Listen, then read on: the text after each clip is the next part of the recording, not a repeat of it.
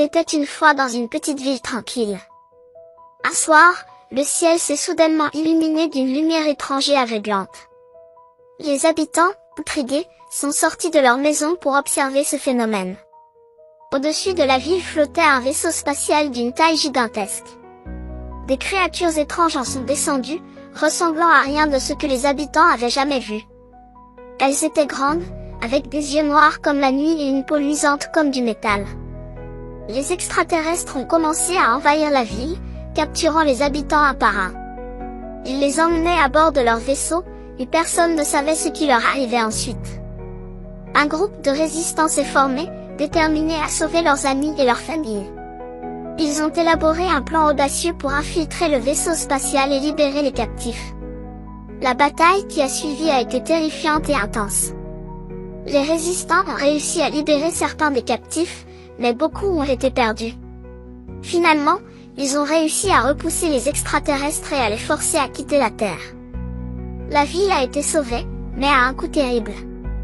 Les habitants se souviendront toujours de cette nuit d'horreur, et ils vivront dans la crainte du jour où les extraterrestres pourraient revenir.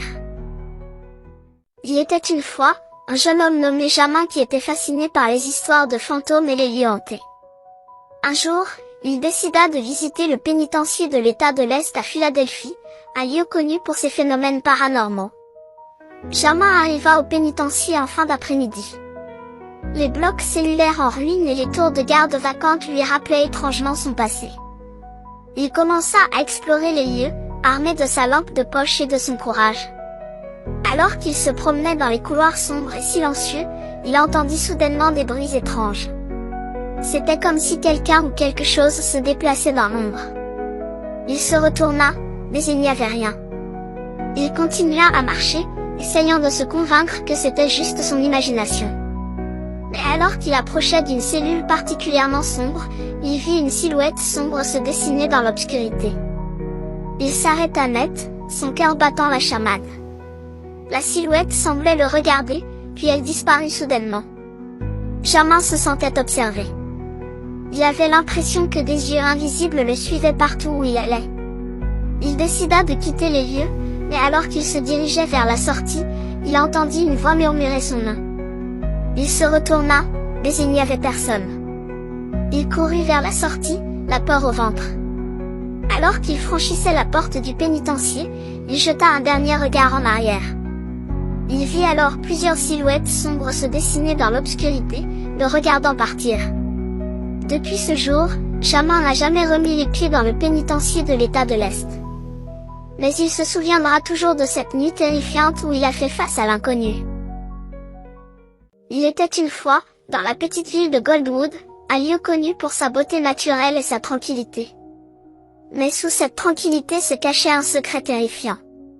La ville était hantée par l'esprit d'un mineur du 19e siècle, connu sous le nom de Black Bill. Bill était un travailleur acharné qui avait disparu mystérieusement dans les mines d'or de Goldwood. On raconte qu'il est toujours à la recherche de son dernier filon d'or. Les nuits de pleine lune, les habitants pouvaient entendre le bruit sourd de sa pioche frappant les rochers et son gémissement spectral résonnant à travers la brise nocturne.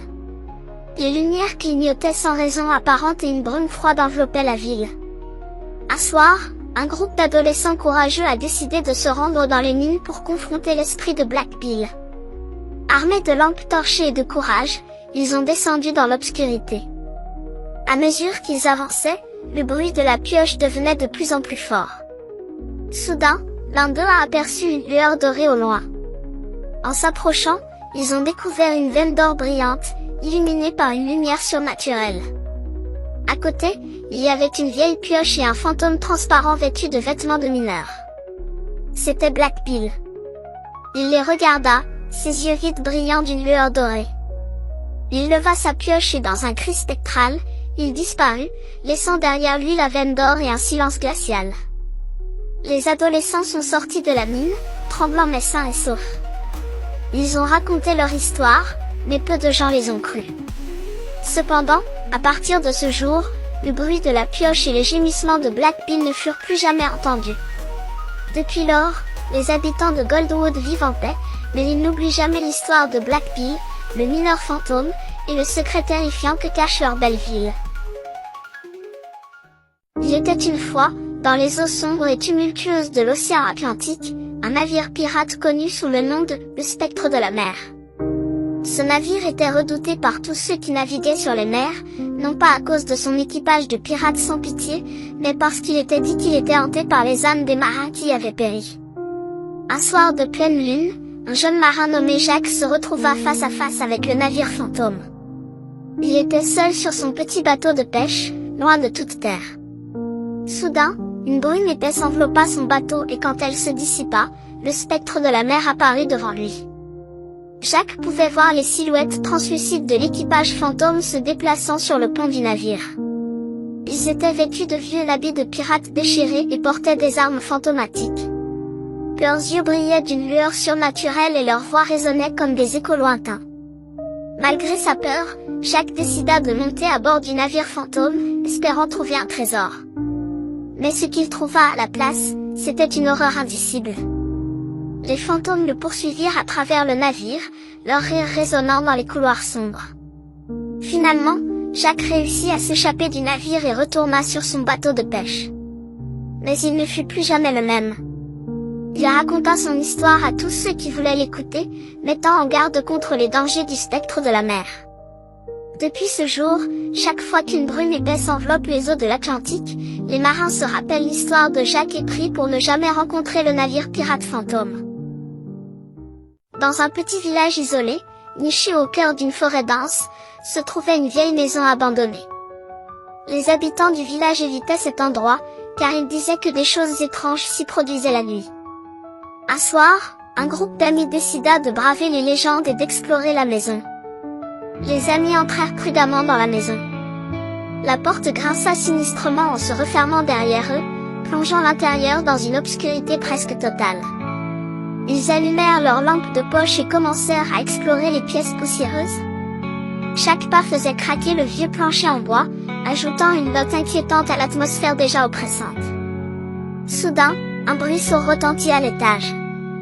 Les amis se regardèrent, hésitants. Devrait-il monter pour voir ce qui avait causé ce bruit, ou serait-il plus sage de quitter la maison immédiatement? Les amis, poussés par une curiosité mêlée de peur, décidèrent de monter à l'étage. Ils gravirent les marches une à une, le cœur battant à tout rompre. Arrivés en haut, ils aperçurent une porte entr'ouverte d'où semblait provenir le bruit. Ils s'approchèrent lentement et poussèrent la porte.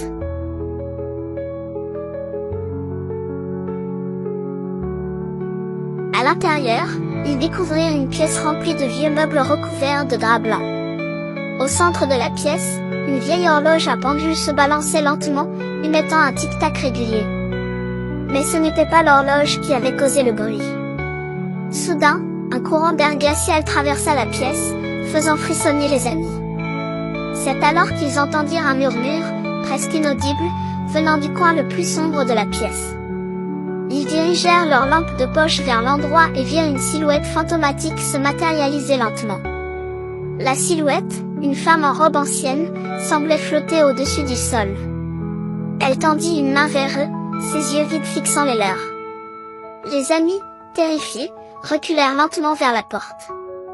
La femme fantomatique ouvrit la bouche pour parler, mais aucun son ne sortit. Au lieu de cela, elle pointa du doigt un vieux coffre en bois dans un coin de la pièce. Comprenant qu'elle voulait qu'ils ouvrent le coffre, l'un des amis s'approcha prudemment et souleva le couvercle. À l'intérieur, ils trouvèrent un journal poussiéreux. En l'ouvrant, ils découvrirent qu'il appartenait à la femme fantomatique. Le journal racontait l'histoire tragique de sa vie et de sa mort, révélant qu'elle avait été injustement accusée de sorcellerie et exécutée. Son esprit hantait la maison depuis, cherchant à prouver son innocence. Les amis, émus par son histoire, décidèrent de l'aider. Ils quittèrent la maison avec le journal et le remirent aux autorités locales. Après une enquête, la femme fut réhabilitée et son esprit trouva enfin la paix. La maison, autrefois hantée, devint un lieu de mémoire et de recueillement pour les habitants du village. Je refermai le journal, le cœur lourd. Les mots que j'avais lus résonnaient encore dans mon esprit. Cette maison était maudite, et l'esprit vengeur ne s'arrêterait pas tant qu'il n'aurait pas trouvé la paix. Mais comment pouvais-je l'aider? Je décidai de retourner dans ma chambre pour réfléchir à ce que je devais faire. En traversant le couloir, je sentis une présence derrière moi. Je me retournai brusquement, mais il n'y avait rien. Juste des ombres dansantes sur les murs. De retour dans ma chambre, je m'assis sur mon lit, le journal serré contre moi. Je devais trouver un moyen de briser cette malédiction. Peut-être que le journal contenait des indices? Je l'ouvris à nouveau et commençai à lire attentivement chaque page. Les écrits parlaient d'un ancien rituel, un moyen de libérer l'esprit vengeur de sa souffrance. Mais le rituel nécessitait des objets spécifiques, dispersés dans toute la maison. Je devais les trouver et les rassembler pour accomplir le rituel. Je pris une grande inspiration et me levai. Il n'y avait pas de temps à perdre. Je devais explorer chaque recoin de cette maison maudite pour trouver les objets nécessaires. Ma première destination était le grenier. Je montai les escaliers en bois, chaque marche craquant sous mon poids. Le grenier était sombre et poussiéreux, rempli de vieux meubles et de cartons. Je fouillai chaque recoin, cherchant le premier objet mentionné dans le journal, une vieille amulette. Après ce qui sembla être une éternité, je trouvai enfin l'amulette, cachée sous une pile de vieux vêtements. Je la pris délicatement et la glissai dans ma poche. Un objet trouvé, il en restait encore plusieurs.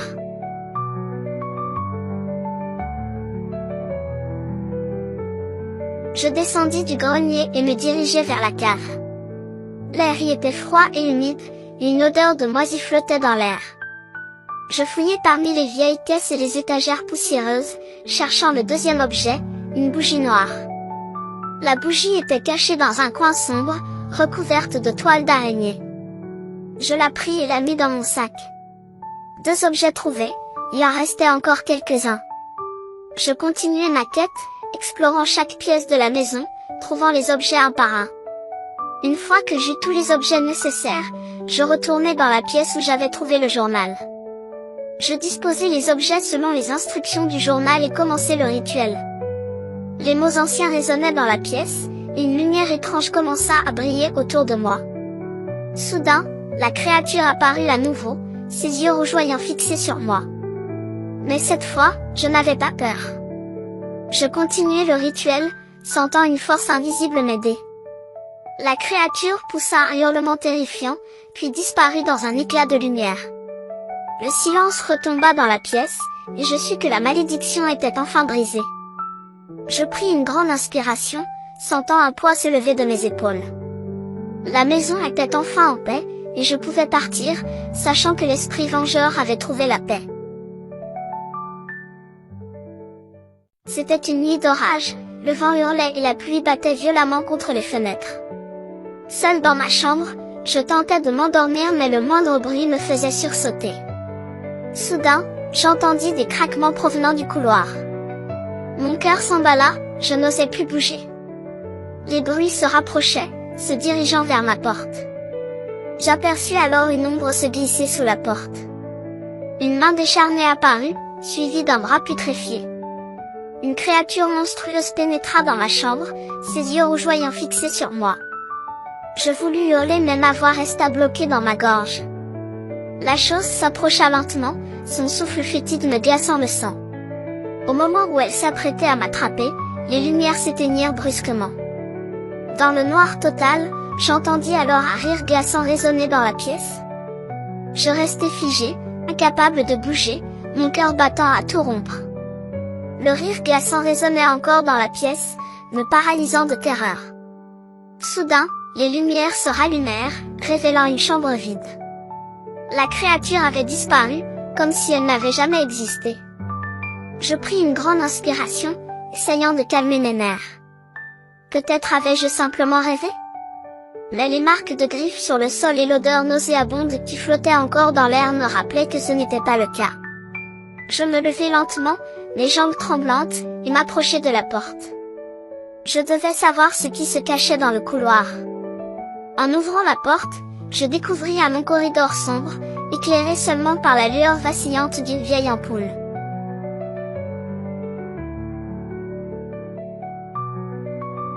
Je fis un pas en avant, puis un autre, mon cœur battant toujours la chamade.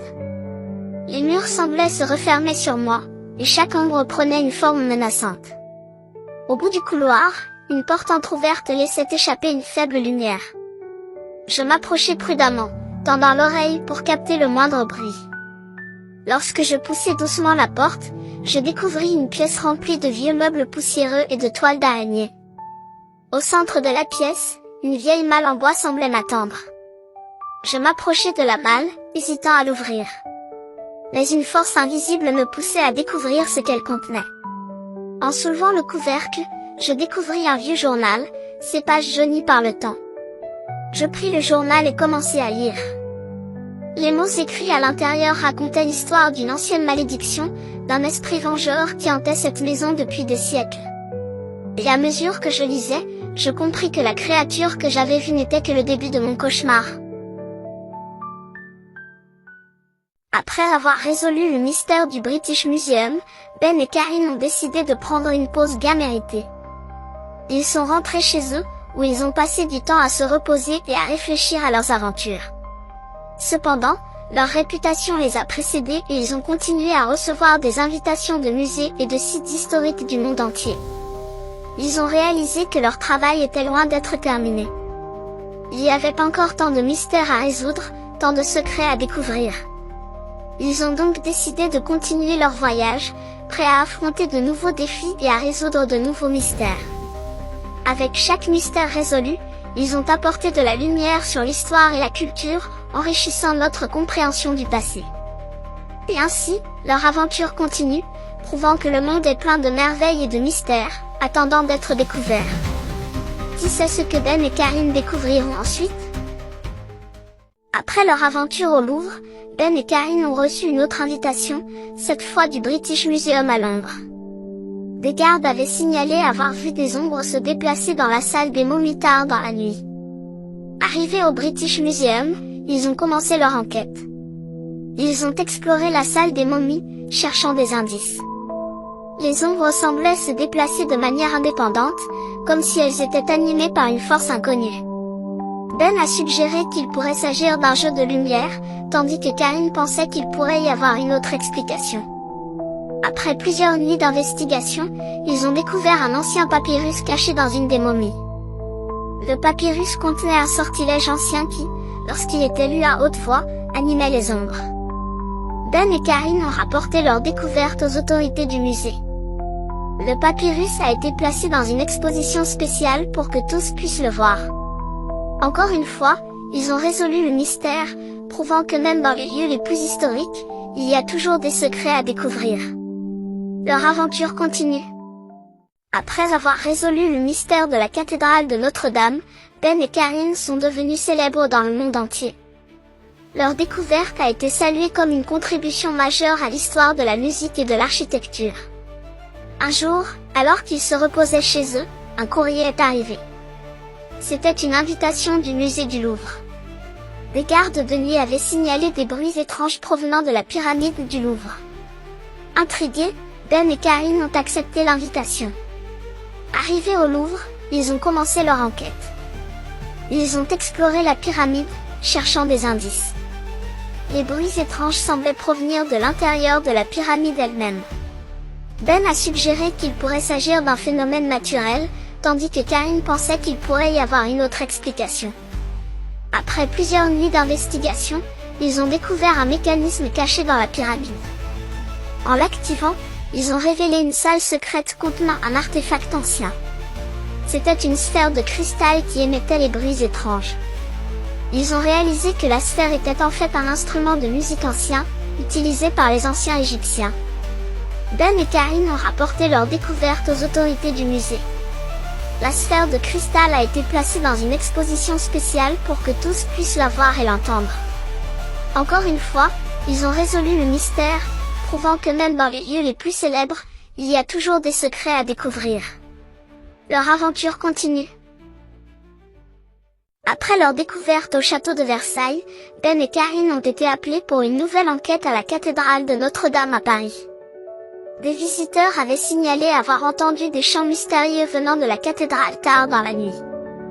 Ben et Karine sont arrivés à la cathédrale et ont commencé à enquêter. Ils ont parcouru les hautes tours et les voûtes majestueuses de la cathédrale, cherchant des indices.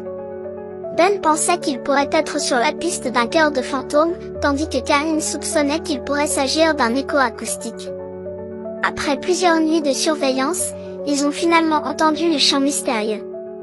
Ils ont suivi le son à travers la cathédrale et ont découvert un passage secret menant à une crypte cachée sous la cathédrale. À l'intérieur de la crypte, ils ont trouvé une vieille partition de musique datant du Moyen Âge. La musique était si belle et si puissante qu'elle résonnait à travers la structure de la cathédrale, créant les chants mystérieux. Ben et Karine ont rapporté leur découverte aux autorités et la partition a été placée dans un musée pour que tous puissent l'entendre. Une fois de plus, Ben et Karine ont résolu le mystère, prouvant que même dans les lieux les plus sacrés, on peut trouver des mystères cachés. Après leur découverte dans les catacombes de Paris, Ben et Karine ont été appelés pour une nouvelle enquête au château de Versailles. Des visiteurs avaient signalé avoir vu une silhouette fantomatique se déplacer dans les jardins du château la nuit. Ben et Karine sont arrivés au château et ont commencé à enquêter. Ils ont parcouru les vastes jardins et les salles opulentes du château, cherchant des indices. Ben pensait qu'il pourrait être sur la piste d'un fantôme royal, tandis que Karine soupçonnait qu'il pourrait s'agir d'un canular. Après plusieurs nuits de surveillance, ils ont finalement aperçu la silhouette fantomatique. Ils l'ont suivie à travers les jardins et ont découvert un passage secret menant à une chambre cachée dans le château. À l'intérieur de la chambre, ils ont trouvé un vieux journal appartenant à un jardinier du château du XVIIIe siècle. Le journal révélait que le jardinier avait découvert un trésor caché dans les jardins et l'avait enterré pour le garder en sécurité. Ben et Karine ont suivi les indices du journal et ont finalement découvert le trésor, une boîte ornée contenant une collection de bijoux royaux anciens. Ils ont rapporté leur découverte aux autorités et le trésor a été placé dans un musée pour que tous puissent le voir. Une fois de plus, Ben et Karine ont résolu le mystère, prouvant que même dans les lieux les plus somptueux, on peut trouver des secrets cachés.